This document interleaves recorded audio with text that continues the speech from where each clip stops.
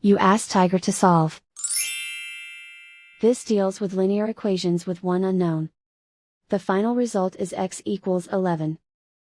Let's solve it step by step. Simplify the expression. Group like terms. Simplify the arithmetic.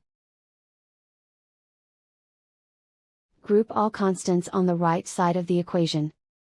Subtract 103 from both sides.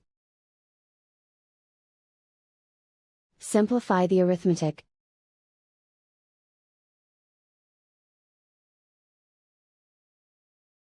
Isolate the x.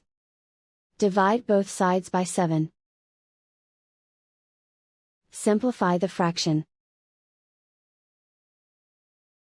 Find the greatest common factor of the numerator and denominator.